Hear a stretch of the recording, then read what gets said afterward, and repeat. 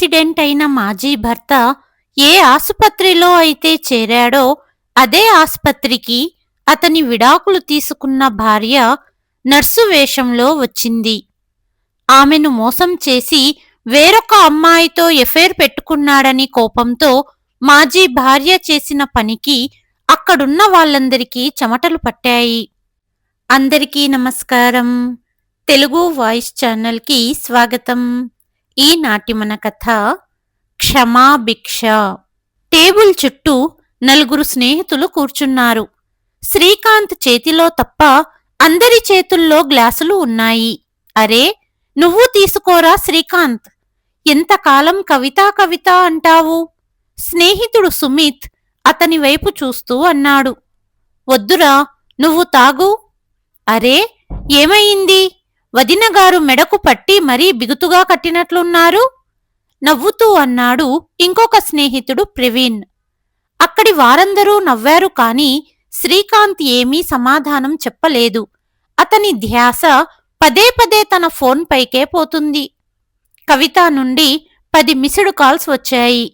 అంతలో, ఏమిటిరా కథ, భార్యకు ఇంతలా భయపడతావా? నవ్వుతూ అన్నాడు వికాస్.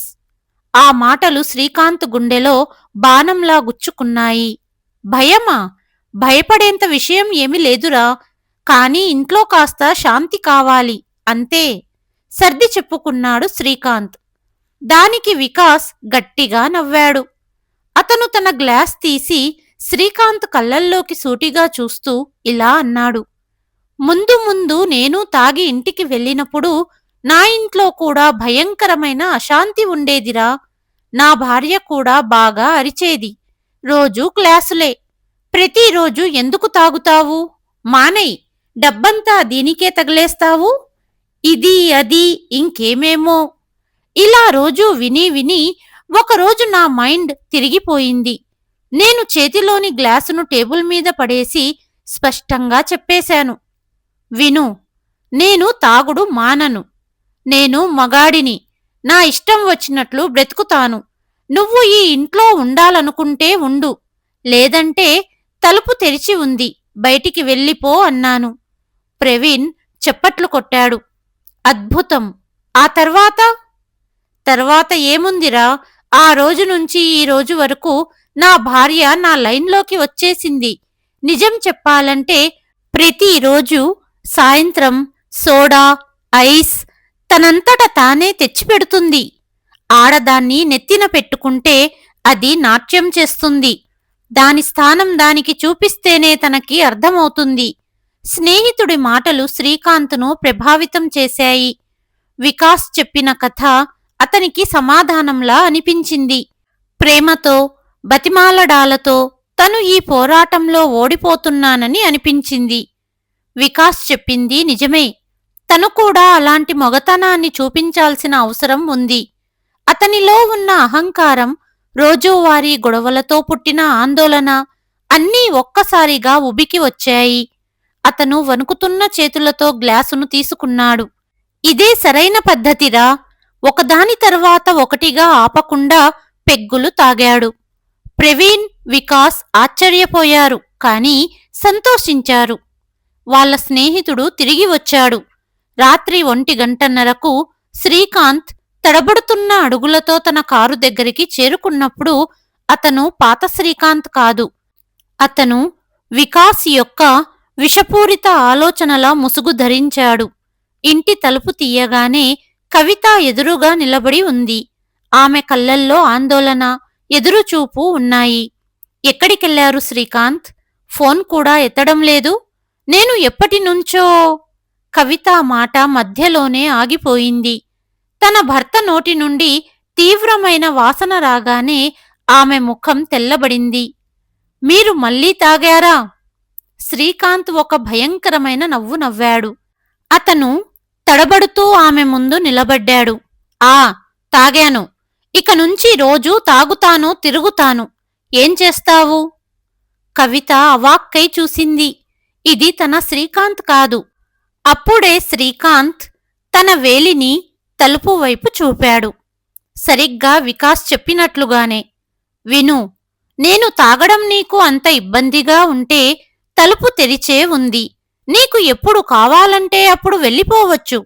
నీలాంటోళ్ళు చాలామంది ఉన్నారు అంటూ శ్రీకాంత్ కవితని బలంగా నెట్టాడు. ఆమె తల తలుపుకు తగిలింది. ఆ ఒక్క క్షణంలో కవిత గుండెలో రోజూ గొడవపడినా మరుసటి రోజు మళ్లీ మామూలుగా ఉండే మనసు ఈ రోజుకు శాశ్వతంగా చెదిరిపోయింది. ఇది మొదటిసారి కాదు. గత 2 సంవత్సరాలుగా ఇదే జరుగుతోంది. ఒకప్పుడు శ్రీకాంత్ బాధ్యతగల, ప్రేమించే భర్త. వారి చిన్న సంసారం సంతోషాలతో నిండి ఉండేది. ఇద్దరూ ప్రేమించుకొని పెద్దల అంగీకారంతో పెళ్లి చేసుకున్నారు. కాని స్నేహితులతో అప్పుడప్పుడు మొదలైన మద్యపానం అలవాటు నెమ్మదిగా వ్యసనంగా మారింది. మొదట వారాంతాల్లో, తర్వాత వారంలో 2-3 సార్లు, ఇప్పుడు దాదాపు ప్రతిరోజు. కవిత మనసులో గత కొన్ని నెలల దృశ్యాలు సినిమాలా తిరిగాయి. శ్రీకాంత్ పుట్టినరోజు. తను అన్ని తయారీలు చేసి శ్రీకాంత్ కోసం గంటల తరబడి ఎదురు చూసింది. కాని శ్రీకాంత్ స్నేహితులతో పార్టీ చేసుకుని రాత్రి 2 గంటలకు ఇంటికి వచ్చాడు. నీ కోసం నేను చాలాసేపటి నుండి వెయిట్ చేస్తున్నాను అనింది కవిత. సారీ కవిత, స్నేహితులతో పార్టీ చేసుకున్నాను. అయినా సమయం 2 గంటలయ్యింది. వెళ్ళి పడుకో అన్నాడు శ్రీకాంత్. మరుసటి రోజు ఈ విషయంపై పెద్ద గొడవ. 2 నెలల తర్వాత పెళ్లి రోజు. శ్రీకాంత్ బయటకు తీసుకెళ్తానని వాగ్దానం చేసి రాత్రి తూలుతూ తిరిగి వచ్చాడు. తను ముస్తాబై కూర్చుంది కాని ఆమె ప్రేమ, ఆమె ఓర్పు ఒకరోజు శ్రీకాంతును తిరిగి తీసుకొస్తుందనే నమ్మకంతో బ్రతికింది. కాని నేడు ఆమె సహనం కట్ట తెగిపోయింది. తను ప్రేమించిన వ్యక్తి ఈ మద్యపాన వ్యసనంలో ఎక్కడో కోల్పోయాడని ఆమెకు అర్థమయ్యింది. ఇప్పుడు శ్రీకాంత్ చెయ్యి చేసుకున్నాడు. తన మగతనం చూపించాడు. కవిత ఏడుస్తూ మత్తులో సోఫాలో పడుకున్న శ్రీకాంత్ను ఆఖరిసారి చూసింది. ఆ తర్వాత ఒక్క మాట కూడా మాట్లాడకుండా సైలెంటుగా బెడ్రూంలోకి వెళ్ళింది. అల్మారాలో నుండి ఒక చిన్న బ్యాగ్ తీసింది. అవసరమైన సామాను మాత్రమే పెట్టుకుంది. ఆమె తన పెళ్లి ఫోటో లేదా శ్రీకాంత్ ఇచ్చిన ఏ వస్తువును తీసుకోలేదు. ఆ బంధాలు, ఆ జ్ఞాపకాలన్నింటినీ అదే గదిలో వదిలేసి వెళ్ళిపోతోంది. 5 నిమిషాల తర్వాత ఎలాంటి శబ్దం చెయ్యకుండా, ఒక్కసారి కూడా వెనక్కి తిరిగి చూడకుండా ఆమె గేటు నుండి బయటకు వెళ్ళిపోయింది. శ్రీకాంత్ మరుసటి రోజు ఉదయం లేచినప్పుడు కవిత కనిపించలేదు. అతను నవ్వుకున్నాడు. ప్లాన్ పనిచేసింది. వెళ్ళి ఉంటుంది తన పుట్టింటికి. 2 రోజుల్లో ఏడ్చి మళ్ళీ తనే తిరిగి వస్తుంది. ఆడవాళ్లు అంతే అనుకున్నాడు మనసులో. కాని అలా జరగలేదు. 1 రోజు గడిచింది. 2 రోజులు, 1 వారం. కవిత ఫోన్ చెయ్యలేదు. ఎలాంటి మెసేజు పంపలేదు. ఇప్పుడు శ్రీకాంత్కు అసహనం మొదలయ్యింది. అతను కవితకు ఫోన్ చేశాడు కాని ఫోన్ స్విచ్ ఆఫ్ వచ్చింది. ఆమె పుట్టింటికి ఫోన్ చేసే ధైర్యం చెయ్యలేకపోయాడు. మరో వారం గడిచింది. శ్రీకాంత్ ఇప్పుడు పూర్తిగా కుంగిపోయాడు. తన తప్పు గురించి అతనికి భయంకరమైన అనుభూతి కలుగుతోంది. అతను మద్యం మానేశాడు. అతను కేవలం కవిత తిరిగి రావడం కోసం ఎదురు చూస్తున్నాడు. అప్పుడే ఒక మధ్యాహ్నం తలుపు గంట మోగింది. శ్రీకాంత్ శ్వాస ఆగిపోయింది. అతని గుండె వేగంగా కొట్టుకోవటం మొదలయ్యింది. కవిత తిరిగి వచ్చిందా? అతను పరిగెత్తుకుంటూ వెళ్ళి తలుపు తెరిచాడు. కాని ఎదురుగా కవిత లేదు. ఒక వ్యక్తి చేతిలో కొరియర్ పట్టుకొని నిలబడి ఉన్నాడు.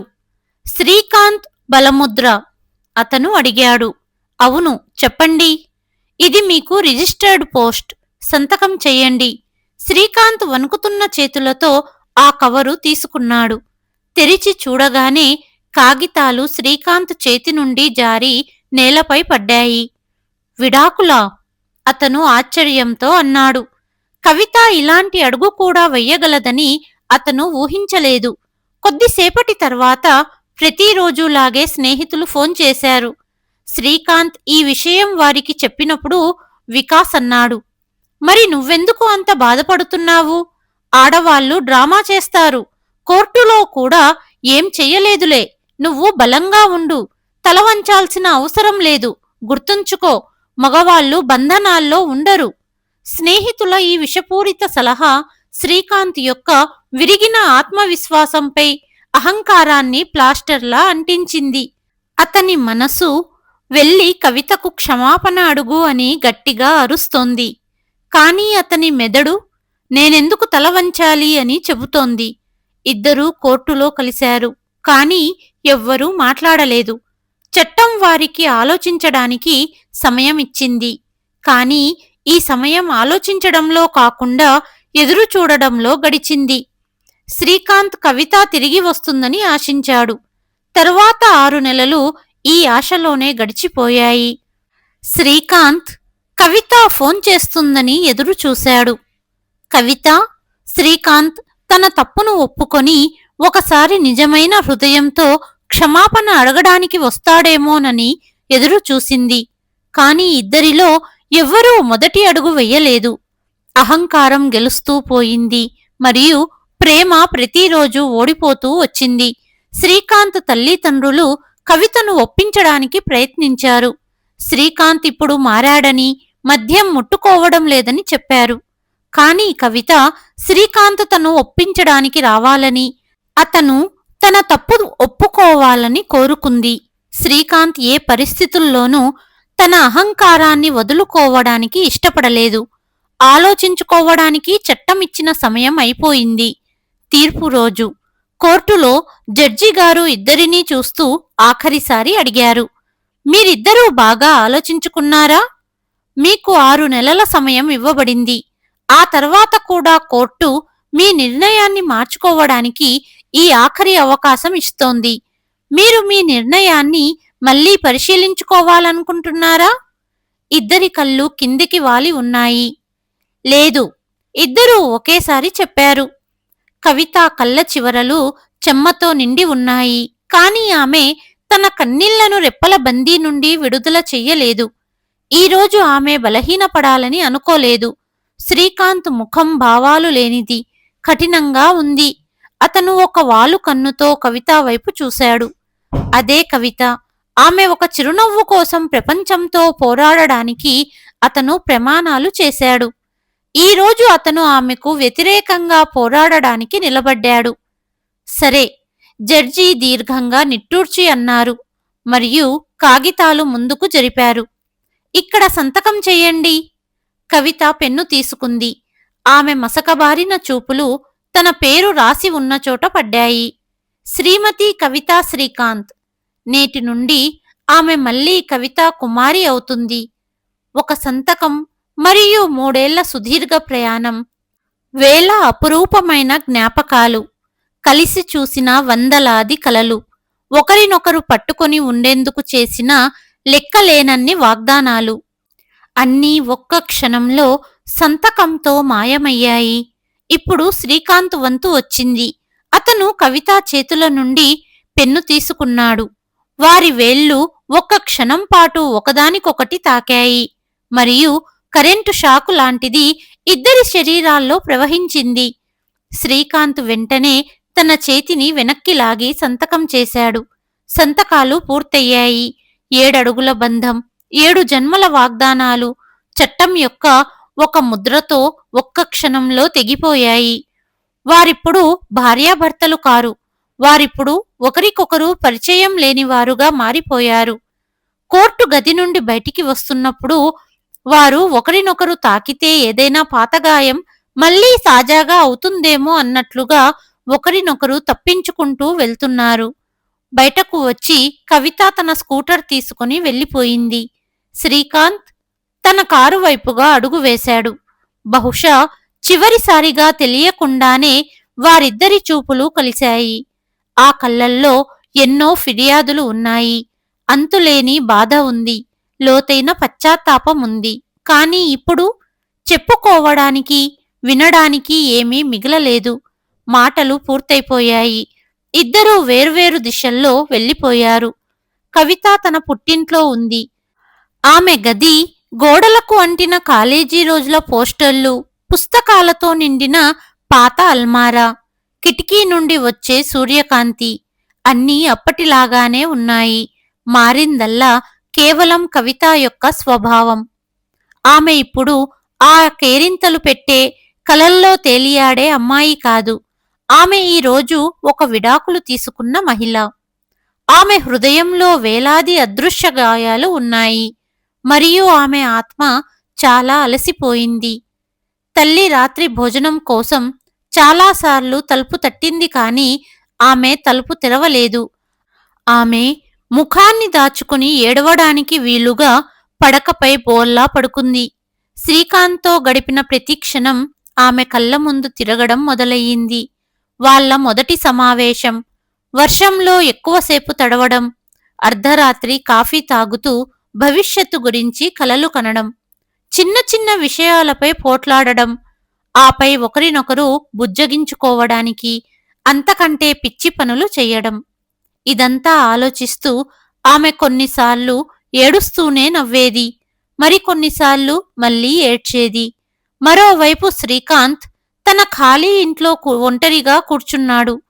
ఆ ఇంటిలోని ప్రతి వస్తువును అతని భార్య కవిత ఎంతో ఇష్టంగా అలంకరించింది.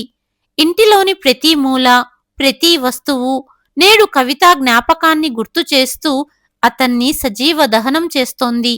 గోడపై ఉన్న వారిద్దరి చిత్రం అతని ఒంటరితనాన్ని ఎగతాళి చేస్తోంది. తాను స్వేచ్ఛగా ఉన్నానని, ఇకపై ఎటువంటి ఆంక్షలు ఉండవని, పోట్లాటలు ఉండవని తనకు తాను నమ్మించుకోవడానికి చాలా ప్రయత్నించాడు శ్రీకాంత్.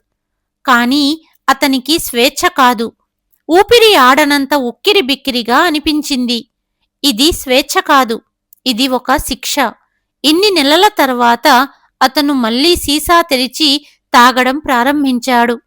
ప్రతి గుక్కతో అతను తన కోపాన్ని, తన నిస్సహాయతను మరియు తన గుండెలో బాధను మర్చిపోవడానికి విఫల ప్రయత్నం చేస్తున్నాడు. ఆ రాత్రంతా అతను తాగుతూ ఇంట్లో తన నీడతోనే మాట్లాడుకుంటూ ఉన్నాడు. ఉదయం కళ్ళు తెరిచినప్పుడు అతను సోఫాలోనే స్పృహ లేకుండా పడి ఉన్నాడు. ఇల్లు అంతకు ముందు కంటే మరింత ఖాళీగా, విచారంగా మరియు అశుభ్రంగా కనిపించింది. మునుపటి మత్తు ఇంకా దిగక ముందే అతను మళ్లీ తాగడం మొదలుపెట్టాడు. సరిగ్గా అప్పుడే అతని బాస్ నుండి ఫోన్ వచ్చింది. ఏదో అత్యవసర పనిపై ఆఫీసుకు రమ్మని చెప్పబడింది. ఎలాగోలా సిద్ధమై కారు తీసుకుని బయలుదేరాడు. చేదు జ్ఞాపకాలు, కవిత కన్నీళ్లతో తడిసిన ముఖం మరియు గత రాత్రి ఒంటరితనం ఇంకా తిరుగుతున్నాయి. అతని దృష్టి రోడ్డుపై లేదు, అతని చెదిరిన గతంపై ఉంది. అతను నగర రద్దీ నుండి బయటపడి హైవేపైకి వచ్చేశాడు. వేగం ఎక్కువగా ఉంది.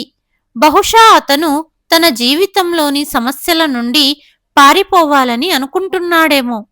అకస్మాత్తుగా కవిత ఎప్పుడూ వేగంగా డ్రైవ్ చేయవద్దని ఎలా వారించేదో అతనికి గుర్తుకు వచ్చింది. నెమ్మదిగా నడుపు శ్రీకాంత్. ఒక్క క్షణం ఆమె గొంతు చెవుల్లో ప్రతిధ్వనించినట్లు అనిపించింది. అతని గుండెలో ఒక తీవ్రమైన నొప్పి. అతను స్టీరింగ్పై గట్టిగా గుద్దాడు.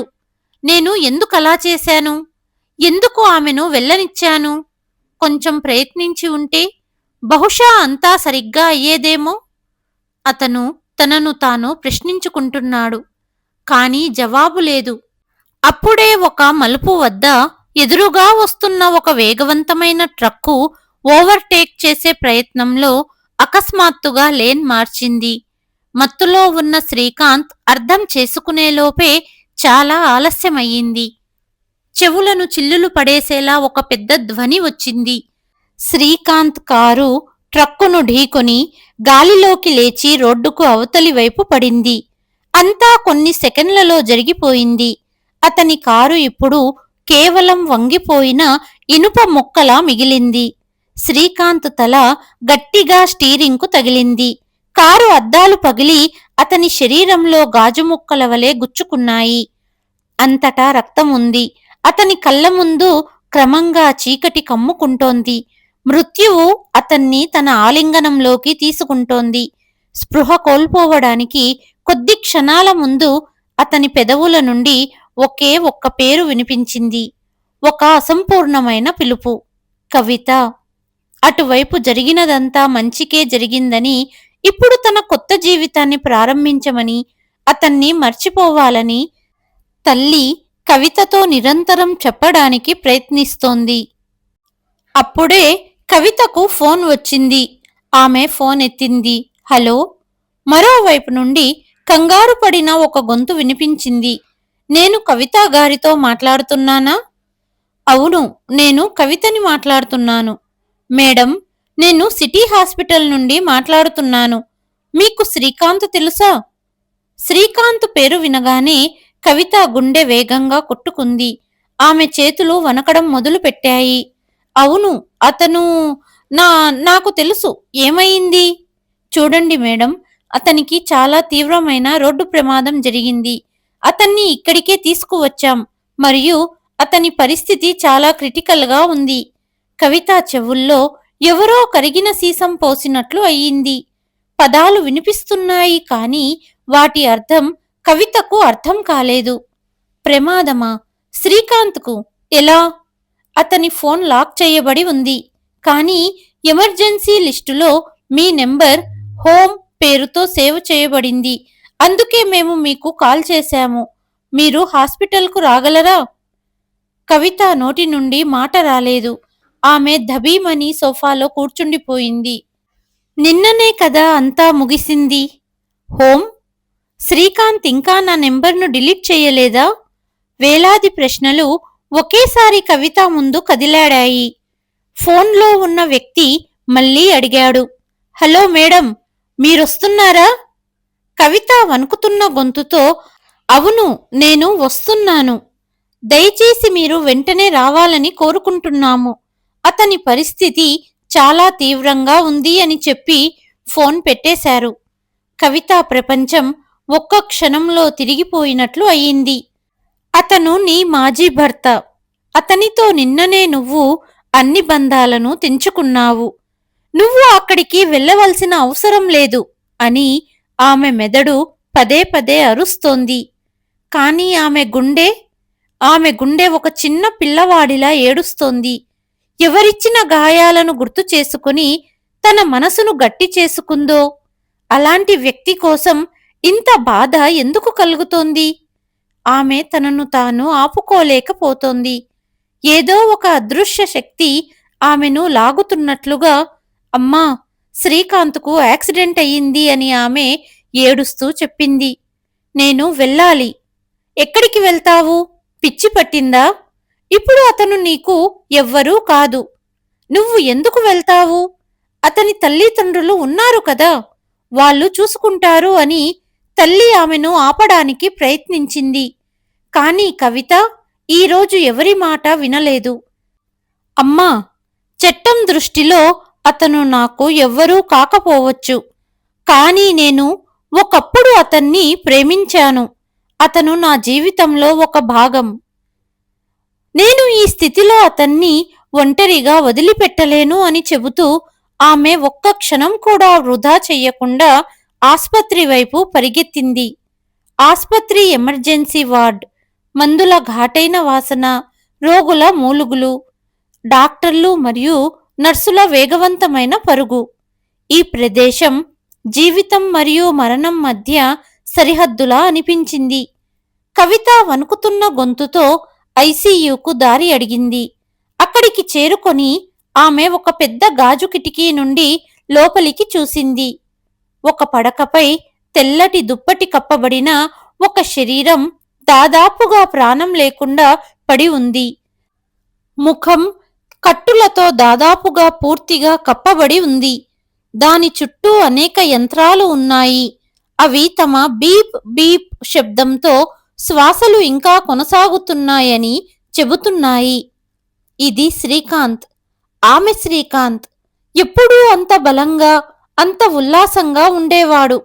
ఈరోజు ఒక నిస్సహాయ శరీరంలా పడి ఉన్నాడు. కవిత కళ్ళ ముందు చీకటి కమ్ముకుంది. అప్పుడే ఒక డాక్టర్ బయటకి వచ్చారు. చూడండి, మేము ఇప్పుడే ఏమీ చెప్పలేము. మల్టిపుల్ ఫ్రాక్చర్లు ఉన్నాయి. తలకు చాలా లోతైన గాయం ఉంది. చాలా రక్తం పోయింది. అతను కోమాలో ఉన్నాడు. ఇది వినగానే కవిత కాళ్ల కింద భూమి కుంగిపోయినట్లయింది. ఆమె అక్కడే గోడను ఆనుకుని కూర్చుండిపోయింది. కొద్దిసేపటి తర్వాత శ్రీకాంత్ తల్లిదండ్రులు కూడా అక్కడికి చేరుకున్నారు. వారు బాధతో ఉన్నారు.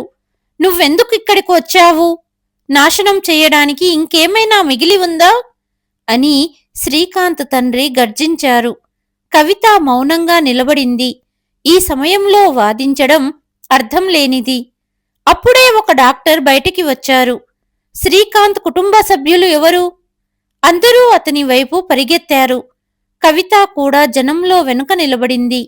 "చూడండి, రోగి పరిస్థితి చాలా నాజూకుగా ఉంది. యాక్సిడెంట్ చాలా భయంకరమైనది. అతని తలకు లోతైన గాయమయ్యింది మరియు శరీరంలో చాలా చోట్ల ఫ్రాక్చర్లు ఉన్నాయి. మేము ఆపరేషన్ చేశాము, కానీ వచ్చే 48 గంటలు చాలా ముఖ్యం. ఇప్పుడే ఏమీ చెప్పడం కష్టం. దేవుడే అతన్ని రక్షించాలి." ఇది వినగానే శ్రీకాంత్ తల్లి అక్కడే నేలపై కూర్చుని బోరున ఏడవడం మొదలుపెట్టింది. "నా బాబు శ్రీకాంత్, ఉన్న ఒక్క కొడుకుని ఇలా చేశావేంటి దేవుడా?" కవిత కళ్ళు కూడా నిండాయి. ఆమె నెమ్మదిగా శ్రీకాంత్ తల్లి భుజంపై చెయ్యి వేసింది. "అత్తయ్య, ధైర్యంగా ఉండండి. అంతా సరిగ్గా అవుతుంది." శ్రీకాంత్ తల్లి ఆమె చేతిని విదిలించింది. "నాకు దూరంగా ఉండు. ఇదంతా నీ వల్లే జరిగింది. నా కొడుకు బాగున్నప్పుడు, నీ దగ్గర ఉన్నప్పుడు, అప్పుడు నువ్వు అతన్ని వదిలేసి వెళ్ళిపోయావు. నీవల్లే ఈరోజు నా కొడుకు ఈ స్థితిలో ఉన్నాడు. నువ్వు మా జీవితంలోకి వచ్చినప్పటి నుండి అంతా చెడుగానే జరుగుతుంది. వెళ్ళిపో ఇక్కడి నుండి. నీ ముఖం మాకు చూడాలని లేదు." కవిత నిశ్శబ్దంగా అవమానంతో నిలబడిపోయింది. ఆమె వెనక్కి వెళ్ళబోయింది. కాని శ్రీకాంత్ గురించి ఆలోచించి కవిత అడుగులు అక్కడే స్తంభించిపోయాయి. ఈ స్థితిలో ఆ వ్యక్తిని వదిలిపెట్టి ఆమె ఎలా వెళ్ళగలదు? కవిత ఆస్పత్రి నుండి తిరిగి వెళ్ళలేదు. ఆమె ఒక మూలలో, అందరికంటే దూరంగా ఒక బెంచిపై కూర్చుంది. బంధువులు గుసగుసలాడుతున్నారు. కాని శ్రీకాంత్ స్పృహలోకి వచ్చే వరకు తను ఎక్కడికి వెళ్ళకూడదని కవిత దృఢంగా నిశ్చయించుకుంది. రాత్రయింది. బంధువులు ఒక్కొక్కరుగా వెళ్లడం మొదలుపెట్టారు. ఇప్పుడు అక్కడ కేవలం శ్రీకాంత్ వృద్ధ తల్లిదండ్రులు మరియు కవిత మాత్రమే ఉన్నారు. శ్రీకాంత్ తండ్రి మందుల చీటీ తీసుకుని కౌంటర్ వద్దకు వెళ్లారు. కానీ అక్కడ పొడవాటి లైన్ ఉంది. అతను అలసిపోయి తిరిగి వచ్చి కూర్చున్నాడు. ఆ ఇద్దరూ ఎంత నిస్సహాయంగా మరియు ఆందోళనగా ఉన్నారో కవిత చూసింది. ఈ వయసులో ఇంత పెద్ద షాక్ తట్టుకోవడం తేలికైన విషయం కాదు. కవిత తన స్థలం నుండి లేచి శ్రీకాంత్ తండ్రి వద్దకు వెళ్లి, "మామయ్య, ఆ చీటీ నాకివ్వండి. నేను మందులు తీసుకువస్తాను" అని అంది. శ్రీకాంత్ తండ్రి మొదట ఆమెను తీక్షణంగా చూశారు.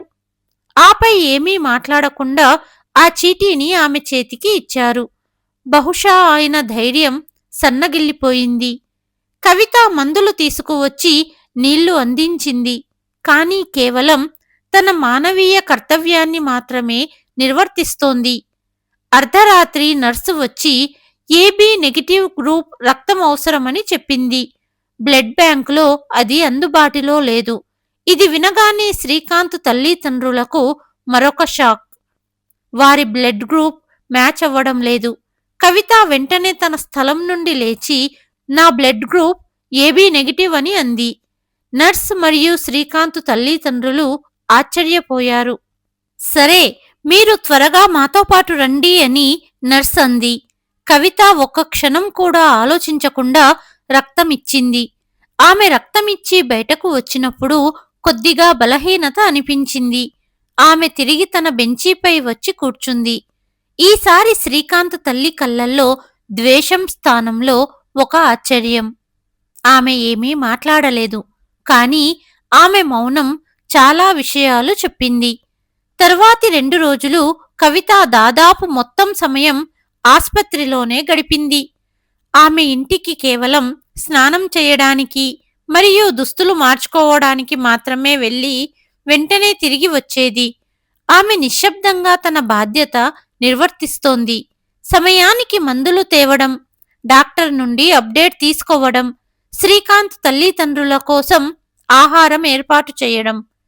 రోజులు గడిచే కొద్దీ కవిత ఆస్పత్రిని తన ఇల్లుగా మార్చుకుంది. ఆమె తల్లి రోజూ ఫోన్ చేసి ఇంటికి తిరిగి రమ్మని బతిమాలేది. కవిత, శ్రీకాంత్తో నీ బంధం తెగిపోయింది కాబట్టి అతని కష్టాలు ఇక నీవి కావు. ఇంటికి తిరిగిరా. ఎందుకు అక్కడ అవమానం పాలవుతున్నావు? కాని కవిత, అమ్మా, నేను ఇదంతా వారి కోసం చెయ్యడం లేదు. నేను నా కోసమే చేస్తున్నాను.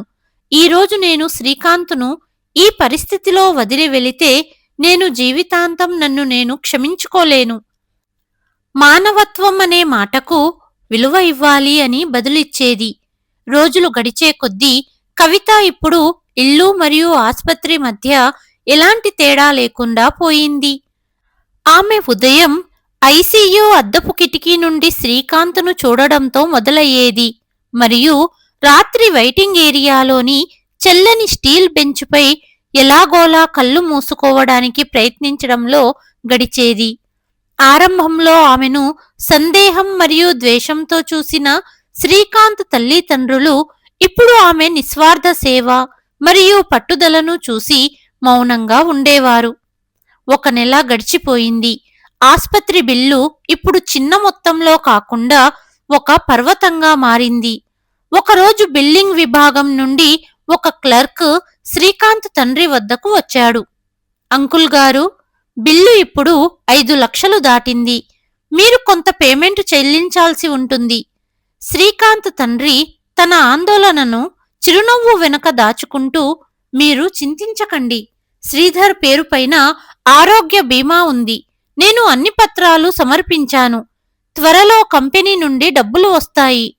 కానీ 2 రోజుల తర్వాత బీమా కంపెనీ ఏజెంట్ నుండి ఫోన్ వచ్చింది. క్షమించండి మోహన్ గారు, కంపెనీ మీ బీమాను ఆమోదించలేదు. శ్రీకాంత్ తండ్రి ఒక్క క్షణం నిశ్చలంగా నిలబడిపోయారు. ఏమిటి? ఎందుకు చెయ్యలేదు? శ్రీకాంత్ తండ్రి అడిగారు. మా పాలసీలో అన్నీ కవర్ అవుతాయి. పాలసీలో కొన్ని నిబంధనలు కూడా ఉంటాయి. మీ పాలసీ ప్రకారం రోగి మత్తు స్థితిలో డ్రైవింగ్ చేస్తూ ప్రమాదానికి గురైతే కంపెనీ బాధ్యత వహించదు. మత్తు? మీరేమంటున్నారు? సార్, పోలీసుల ఎఫ్ఐఆర్ మరియు బ్లడ్ రిపోర్ట్ స్పష్టంగా ఇదే చెబుతున్నాయి. ఇది డ్రింక్ అండ్ డ్రైవ్ కేసు. చట్టాన్ని ఉల్లంఘిస్తే బీమా వర్తించదు. ఫోన్ కట్టయింది. శ్రీకాంత్ తండ్రి చేతి నుండి ఫోన్ జారిపడి నేలపై పడింది. ఆయన చెవుల్లో ఒకే ఒక పదం మారుమోగుతోంది. Drink and drive. తన కొడుకు చేసిన ఒక తప్పు అతన్ని మృత్యువు అంచుకు నెట్టడమే కాకుండా ఈరోజు వారిని ఆర్థికంగా కూడా రోడ్డుపై నిలబెట్టింది. కొద్ది దూరంలో నిలబడి ఇదంతా వింటున్న కవిత, శ్రీకాంత్ తండ్రి అక్కడే బెంచీపై దిగులుగా కూర్చుండిపోవడం చూసింది. విషయం తెలిసి శ్రీకాంత్ తల్లి విలపిస్తూ ఏడవడం మొదలుపెట్టింది. అంతా ముగిసిపోయింది. మనం ఎక్కడి నుండి తీసుకువస్తాము ఇంత డబ్బు? ఇప్పుడు మన కొడుకు పరిస్థితి ఏమిటి? దాచుకున్న డబ్బంతా అయిపోయింది. మేము ఇక ఖర్చు భరించలేము అని చెప్పదలుచుకున్నారు ఇద్దరు. ఇది విని కవిత గుండె కంపించింది. ఆమె నిశ్శబ్దంగా ఆస్పత్రి నుండి బయటికి వచ్చి నేరుగా బ్యాంకుకు వెళ్ళింది. తల్లికి ఫోన్ చేసి అసలు విషయం చెప్పి భవిష్యత్తు కోసం తన తల్లి తన కోసం దాచిన మొత్తం డబ్బును హాస్పిటల్కు తీసుకువచ్చింది. తల్లి ఎంత చెప్పినా కవిత వినలేదు. కవిత శ్రీకాంత్ తల్లి తండ్రి దగ్గరకు వచ్చి, మీరు చింతించకండి. నేను ఉన్నంత వరకు శ్రీకాంత్ చికిత్సలో ఎలాంటి లోపం రాదు అని చెప్పింది. తన వద్ద ఉన్న పొదుపు కూడా ఎక్కువ రోజులు సాగదని కవితకు తెలుసు. ఆస్పత్రి ఖర్చు ప్రతిరోజు 1000 రూపాయలు అవుతుంది. శ్రీకాంత్ చికిత్స ఆగకుండా కొనసాగించడానికి ఒక మార్గం ఆమెకు అవసరం.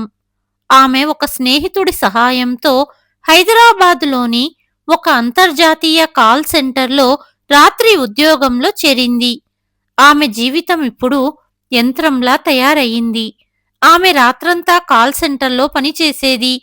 ఉదయం 6 గంటలకు ఆమె షిఫ్ట్ పూర్తయితే ఆమె అలసిపోయిన అడుగులతో కంపెనీ బస్సు పట్టుకొని నేరుగా ఆస్పత్రికి వచ్చేది. పగటిపూట ఆమె శ్రీకాంత్ను చూసుకునేది. ఇప్పుడు ఆమె నర్సుల నుండి నేర్చుకొని అతనికి స్పాంజ్ బాత్, అతని నరాల్లో ఉండే డ్రిప్పును మార్చడం మరియు అతని ఫిజియోథెరపీలో సహాయం చేయడం నేర్చుకుంది. ఆమె గంటల తరబడి శ్రీకాంత్ పక్కన కూర్చుని అతనితో మాట్లాడేది. అతను కోమాలో ఉన్నప్పటికీ, శ్రీకాంత్, లే, చూడు, నేను వచ్చేశాను. నీకు నాపై కోపం ఉంది కదా, నాకు తెలుసు. కాని దయచేసి కళ్ళు తెరువు. ఆమె గొంతు శ్రీకాంత్ అపస్మారక మనస్సు వరకు చేరుతోందని ఆమె నమ్మేది. దాదాపు 2 నెలల అలుపెరుగని కృషి తర్వాత చివరకు ఆ రోజు వచ్చింది. ఒక ఉదయం ఆమె శ్రీకాంత్ కనురెప్పలలో ఒక చిన్న కదలిక గమనించింది. కొన్ని క్షణాల తర్వాత నెమ్మదిగా 2 నెలలుగా మూసుకుపోయిన ఆ కళ్ళు చివరకు తెరుచుకున్నాయి. కవిత కళ్ళ నుండి ఆనంద బాష్పాలు ప్రవహించడం మొదలయ్యింది.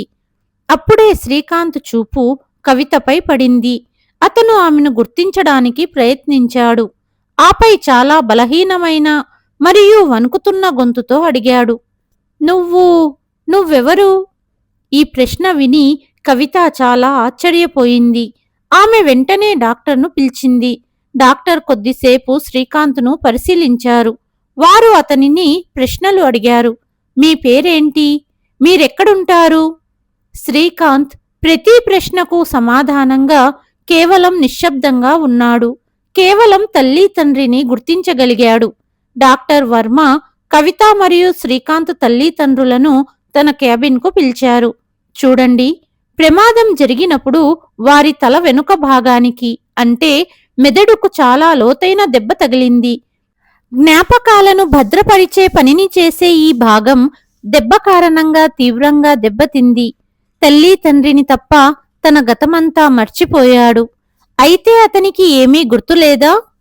ప్రస్తుతానికైతే అలాగే కనిపిస్తుంది, డాక్టర్ అన్నారు. అయితే ఇప్పుడు అత్యంత ముఖ్యమైన విషయం ఏమిటంటే, మనం అతన్ని ఏ విధమైన మానసిక ఒత్తిడికి గురి చెయ్యకూడదు. షాక్ ఇచ్చే, బాధాకరమైన లేదా చెడు వార్త ఏమైనా అతని కోలుకునే ప్రక్రియను రివర్స్ చెయ్యవచ్చు. దీని పరిణామాలు తీవ్రంగా ఉండవచ్చు. ఇది అతని ప్రాణానికే ప్రమాదం కావచ్చు. మొదట అతన్ని శారీరకంగా మరియు మానసికంగా స్థిరపడనీయండి. జ్ఞాపక శక్తి తిరిగి వస్తుందో లేదో కాలమే చెబుతుంది. తన గదిలో ఉన్న కవితతో, మీరెవరు? మరియు నేను ఇక్కడ ఎందుకు ఉన్నాను అని అడిగాడు శ్రీకాంత్. ఆమె అవసరమైన ఒక అబద్ధాన్ని చెప్పింది. నేను మీ పర్సనల్ నర్సుని. నా పేరు కవిత. మీ పేరు శ్రీకాంత్. మీకు చిన్న యాక్సిడెంట్ జరిగింది, కానీ భయపడాల్సిన అవసరం లేదు. ఇప్పుడు మీరు పూర్తిగా సురక్షితంగా ఉన్నారు. శ్రీకాంత్ ఆమె మాటను నమ్మాడు. డాక్టర్ శ్రీకాంత్ను ఆస్పత్రి నుంచి డిశ్చార్జ్ చేశారు. అతనికి ఇంట్లో పూర్తి సంరక్షణ, నియమిత మందులు మరియు సుదీర్ఘ ఫిజియోథెరపీ అవసరం ఉంది. శ్రీకాంత్ తల్లిదండ్రులు వృద్ధులు. వారికి ఇదంతా ఒంటరిగా చెయ్యగలిగే శక్తి దాదాపు అసాధ్యం. కవిత ఈ బాధ్యతను స్వీకరించింది. అందుకే ఆమె శ్రీకాంత్ తల్లిదండ్రులతో తాను వారి ఇంట్లోనే ఉంటూ శ్రీకాంత్ సేవ చేస్తుందని చెప్పింది. ఈ విధంగా కవిత నర్సు కవితగా మారి కొద్ది నెలల క్రితం తను శాశ్వతంగా వదిలిపెట్టిన అదే ఇంట్లో శ్రీకాంత్తో కలిసి ఉండడం మొదలుపెట్టింది. తరువాతి 6 నెలలు కవిత మనస్ఫూర్తిగా శ్రీకాంత్ సేవ చేసింది. ఆమె ఒక చిన్న పిల్లవాడిలా అతనికి ఆసరా ఇచ్చి నడవడానికి నేర్పేది. ఇంకొంచెం శ్రీకాంత్, నువ్వు చెయ్యగలవు అని ప్రోత్సహించేది. అతనికి బాల్యపు ఫోటోలు చూపేది. కానీ శ్రీకాంత్కి గతం గురించి ఏమీ గుర్తులేదు. అతను నెమ్మదిగా కవిత యొక్క వ్యక్తిత్వంతో, ఆమె మాటలతో మరియు అన్నిటికంటే ముఖ్యంగా ఆమె నిస్వార్థ సేవతో ప్రభావితం కావడం మొదలుపెట్టాడు. ఇది ఒకవైపు ఆకర్షణ కాదు, ఇది గౌరవం. ఇది నెమ్మదిగా అనురాగంగా మారుతోంది. రోజులు గడుస్తూ శ్రీకాంత్ తన కాళ్లపై నిలబడ్డాడు. అతను ఆసరా లేకుండా నడవగలిగేవాడు. తన రోజువారీ అవసరాలను తానే పూర్తి చేసుకోగలిగేవాడు. అతని జీవితంలో ఇప్పుడు ఒకే ఒక లోపం ఉంది, అతని జ్ఞాపకాలు. ఒక సాయంత్రం కవితకు ఆమె నర్సు విధి ఇప్పుడు ముగిసే సమయం ఆసన్నమైందని, ఇక వెళ్ళిపోవాలని అనుకుంది. రాత్రి భోజనం తర్వాత శ్రీకాంత్ తల్లిదండ్రులు తమ గదిలోకి వెళ్ళినప్పుడు కవిత ధైర్యం కూడదీసుకుంది. శ్రీకాంత్, మీరిప్పుడు పూర్తిగా బాగుపడ్డారు. ఇకపై మీకు నర్సు అవసరం లేదని డాక్టర్ కూడా చెప్పారు. పుస్తకం చదువుతున్న శ్రీకాంత్ కళ్ళు పైకెత్తి ఆమెను చూశాడు.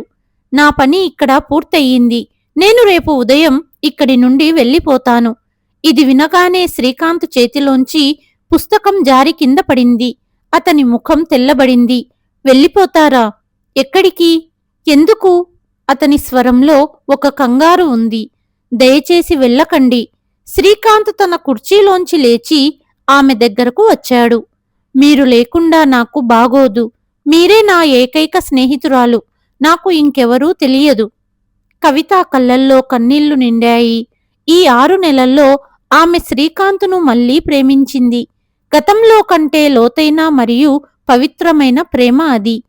కాని వెళ్ళక తప్పదు. నాకు ఇల్లు ఉంది శ్రీకాంత్. నేను కూడా తిరిగి వెళ్ళాలి. ఆ రాత్రి కవిత నిద్రపోలేదు. శ్రీకాంత్ కూడా నిద్రపోలేదు. తరువాతి ఉదయం కవిత తన బ్యాగ్ తీసుకుంది. శ్రీకాంత్ తలుపు వద్ద నిశ్శబ్దంగా నిలబడ్డాడు. కవిత అతని దగ్గరికి వెళ్ళి ఒక క్షణం అతని చెయ్యి పట్టుకొని, మీ జాగ్రత్త మీరు తీసుకోండి శ్రీకాంత్ అని చెప్పింది. అప్పుడే శ్రీకాంత్ తల్లి వణుకుతున్న అడుగులతో ఆమె దగ్గరకు వచ్చింది. ఆమె కవిత చెయ్యి పట్టుకొని, నిన్ను అర్థం చేసుకోవడంలో మేము చాలా తప్పు చేశాం. తన తప్పు తెలుసుకున్న వెంటనే ఆమె అత్తగారి కళ్ళ నుండి కూడా పశ్చాత్తాపపు కన్నీళ్లు వచ్చాయి. కవిత వెళ్ళిపోయిన తరువాత ఇంటి ఖాళీతనం శ్రీకాంత్ను చాలా బాధిస్తుంది. సాయంత్రం వేళ అతను తన గదిలోకి వెళ్ళాడు. ఏదో వెతుకుతూ అతను అల్మారాలో ఉంచిన పాత బట్టలను చిందరవందర చేస్తున్నాడు. సరిగ్గా అప్పుడే బట్టల కుప్ప వెనక నుండి ఒక ఫోటో ఫ్రేమ్ కింద పడింది.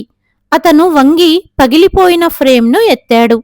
లోపల ఉన్న చిత్రాన్ని చూసి అతను ఉలిక్కిపడ్డాడు. అతను పెళ్లికొడుకు దుస్తుల్లో ఉన్నాడు మరియు అతని పక్కన పెళ్లి కూతురుగా అలంకరించబడిన కవిత నవ్వుతూ నిలబడి ఉంది. అతని మెదడు మొద్దుబారిపోయింది. నర్సు కవిత మరియు అతని పెళ్లి చిత్రం? ఇదెలా సాధ్యమవుతుంది? అతని మెదడులో కొన్ని మసక దృశ్యాలు మెదిలాయి. మండపం, అగ్ని చుట్టూ 7 అడుగులు, కవిత నవ్వుతున్న ముఖం. కాని అదంతా ఒక చిక్కుబడ్డ దారంలాగా ఉంది. దానికి ఏ చివరూ దొరకడం లేదు. అతను ఏమీ అర్థం చేసుకోలేకపోయాడు. అతను ఆ చిక్కుముడి మరియు అశాంతితో నిండిన ఆ పగిలిన చిత్రాన్ని తీసుకుని నేరుగా తన తల్లి వద్దకు వెళ్ళాడు. ఇదేంటమ్మా? అతను వణుకుతున్న గొంతుతో అడిగాడు. ఈ చిత్రం, ఇందులో కవిత మరియు నేను, దీని అర్థమేమిటి? నాకు సరిగ్గా ఏమీ గుర్తుకు రావడం లేదు. అతన్ని ఆ విధంగా బెంబేలుపడి చూసి అతని తల్లిదండ్రులు నిజం చెప్పడానికి సమయం వచ్చిందని అర్థం చేసుకున్నారు. అతని తండ్రి అతన్ని సోఫాలో కూర్చోబెట్టాడు. కవిత నీ నర్సు కాదు, నీ భార్య. శ్రీకాంత్ ఆశ్చర్యపోయి తల పట్టుకొని కూర్చుండిపోయాడు. శ్రీకాంత్కు ఏదో గుర్తుకొస్తోందని అతని తల్లి భావించింది. బహుశా ఇదే సరైన సమయం కావచ్చు. వారు ఒక ఆల్బంను తీశారు. ఇది చూడు. శ్రీకాంత్ ఆల్బం పేజీలను తిప్పినప్పుడల్లా పెళ్లి ఫోటోలు, హనీమూన్ చిత్రాలు. అతని మెదడులో ఏదో కదలిక జరుగుతోంది. అతని తండ్రి అతని భుజంపై చెయ్యి వేశాడు. నిజం ఏమిటంటే మీ ఇద్దరికీ విడాకులయ్యాయి. నీ మద్యపాన వ్యసనం మీ ఇద్దరినీ దూరం చేసింది. ఈ విషయం వినగానే శ్రీకాంత్కు మరికొన్ని దృశ్యాలు కనిపించాయి. యాక్సిడెంట్ తర్వాత మన దగ్గర డబ్బు లేనప్పుడు కవిత నీ ప్రాణాన్ని కాపాడింది, తల్లి చెప్పింది. ఇది వినగానే శ్రీకాంత్ మెదడులో జ్ఞాపకాల మరొక ప్రవాహం ఉప్పొంగింది. కోర్టు గది, విడాకుల పత్రాలు, సంతకాలు, కవిత కళ్ళల్లో కన్నీళ్లు మరియు అతని అహంకారంతో కూడిన ముఖం. ఒక క్షణం మేము ఓటమిని అంగీకరించాం. కాని ఆమె విశ్రమించలేదు. నీ చికిత్సకు మన దగ్గర డబ్బు అయిపోయినప్పుడు ఆ అమ్మాయి తన దాచుకున్న సంపద అంతా నీకోసం ఖర్చు పెట్టింది. అది కూడా సరిపోనప్పుడు ఆమె రాత్రంతా కాల్ సెంటర్లో ఉద్యోగం చేసింది. అతను సోఫాలోనే నిశ్చేష్టుడై కూర్చుండిపోయాడు. తన గురించి, తన అహంకారం గురించి అతనికి ఎంత అసహ్యం వేసిందంటే అతని ఊపిరి ఆగిపోతున్నట్లు అనిపించింది. ఇప్పుడు అతనికి అంతా గుర్తుకు వస్తోంది. అతను కవితను ఎలా తోసేశాడు? అతను ఆమెకు ఎలా తలుపు చూపించాడు? అతను అహంకారంతో విడాకులపై ఎలా సంతకాలు చేశాడు? నేను ఆమెను కలవాలి. ఇప్పుడే. అతని తండ్రి అతన్ని ఆపుతూ, లేదు శ్రీకాంత్, నీ ఆరోగ్యం ఇంకా పూర్తిగా మెరుగుపడలేదు. కాని శ్రీకాంత్ కవితను కలవడానికి వెళ్ళాడు. ఇంటి బెల్లు కొట్టాడు. కవిత తల్లి తలుపు తెరిచింది. నేను నేను నా తప్పుకు క్షమాపణ వేడుకోవడానికి వచ్చాను. నేను చేసింది అపరాధమే. కేవలం ఒక్కసారి, ఆఖరిసారి కవితను కలుసుకునేందుకు అనుమతించండి అని అడిగాడు. అప్పుడే కవిత గది నుండి బయటకు వచ్చింది.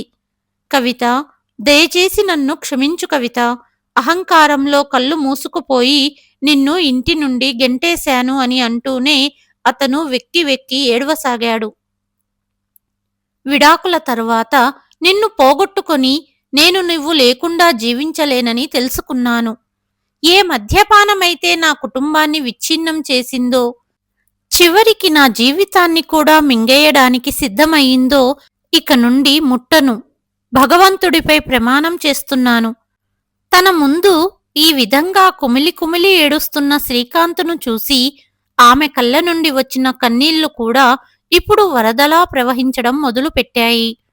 అతను కవిత కళ్ళల్లోకి చూస్తూ తన వణుకుతున్న గొంతుతో అడిగాడు.